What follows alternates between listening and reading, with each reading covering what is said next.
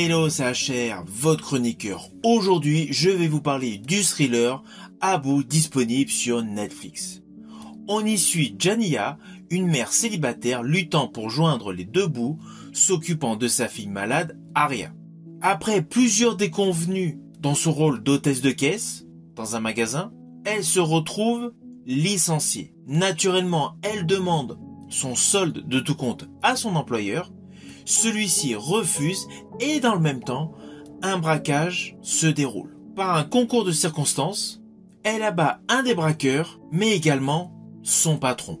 Ne voulant aucunement voler l'argent du magasin, elle récupère tout simplement son chèque pour aller l'encaisser dans la banque se situant en face de la supérette. Et c'est là que débute toute une série de quiproquos, car l'arme, malheureusement, pris sous le choc, elle l'a gardée avec elle, et un jouet de sa fille est considéré comme une bombe.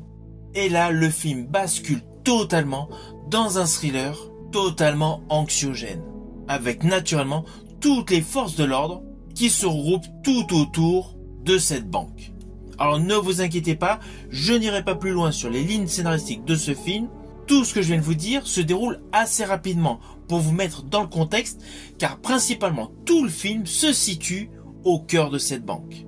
Alors on va pas se mentir, l'intensité dramatique est totalement maîtrisée. Le film installe rapidement une atmosphère sous tension, alternant des moments de crise, de confrontation psychologique et surtout de suspense haletant.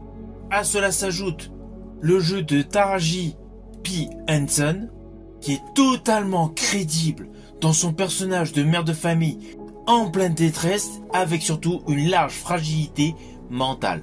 Ceci dit, il ne faut pas oublier que c'est une actrice de talent. Je l'avais d'ailleurs appréciée dans le film Les Figures de l'ombre, sorti en 2017. Par ailleurs, c'était un personnage clé que j'appréciais également dans la série Person of Interest. C'est une actrice de talent qui a commencé le cinéma en 98 et qui a joué dans de nombreux rôles totalement antagonistes. Il suffit uniquement de regarder 4 frères de John Singleton en 2005, de L'étrange histoire de Benjamin Button de David Fincher en 2008, ou tout simplement La couleur pourpre de Blitz Bazawule de 2023. Ainsi, son rôle est en totale adéquation avec tout le déroulé scénaristique, et à cela s'ajoute un twist, mais alors totalement imprévisible. Je vous le dis tout de suite, le final est loin d'être prévisible. Il est totalement imprévisible. C'est un film beau et bien filmé. Alors oui, il y a quelques moments qui peuvent paraître un petit peu longués, mais cela permet une réelle immersion dans tout le travail scénaristique de ce film. Naturellement, c'est un film que je vous invite à découvrir sur Netflix.